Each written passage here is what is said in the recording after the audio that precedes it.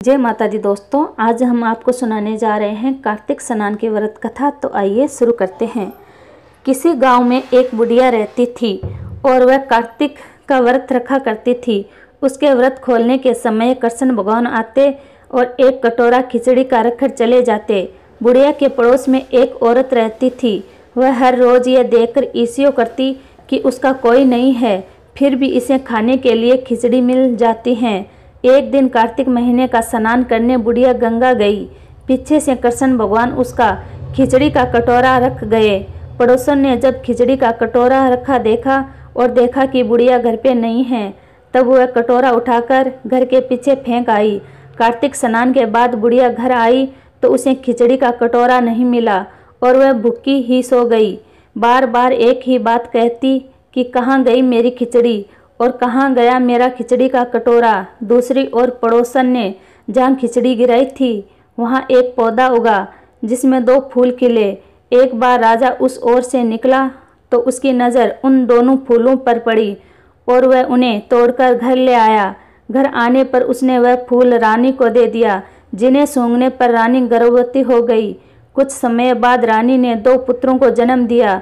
वह दोनों जब बड़े हो गए तब वह किसी से भी बोलते नहीं थे, लेकिन जब वह दोनों शिकार पर जाते तब रास्ते में उन्हें वह बुढ़िया मिलती जो अभी भी यही कहती कि कहाँ गई मेरी खिचड़ी और कहाँ गया मेरा कटोरा।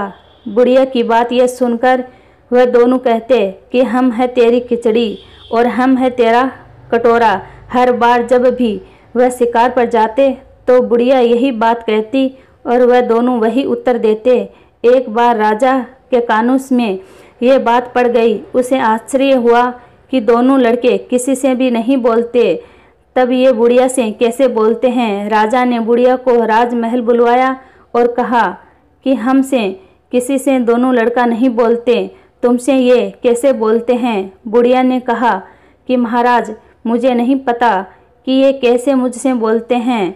मैं तो कार्तिक का व्रत करती थी और कृष्ण भगवान मुझे खिचड़ी का बेला भरकर दे जाते थे। एक दिन मैं स्नान कर वापस घर आई तो मुझे वह खिचड़ी नहीं मिली। जब मैं कहने लगी कि कहाँ गई मेरी खिचड़ी और कहाँ गया मेरा कटोरा, तब इन दोनों लड़कों ने कहा कि तुम्हारी पड़ोसन ने तुम्हारी खिचड़ी फेंक दी थी तो उसके 2 फूल बन गए थे। वह फूल राजा तोड़कर ले गए और रानी ने दे दिया। रानी के सूंघने पर हम 2 लड़कों का जन्म हुआ। हमें भगवान ने ही तुम्हारे लिए भेजा है। सारी बात सुनकर राजा ने बुढ़िया को महल में ही रहने को कहा। हे कार्तिक महाराज, जैसे आपने बुढ़िया माई की बात सुनी वैसी सबकी सुननी। जय हो कार्तिक भगवान की।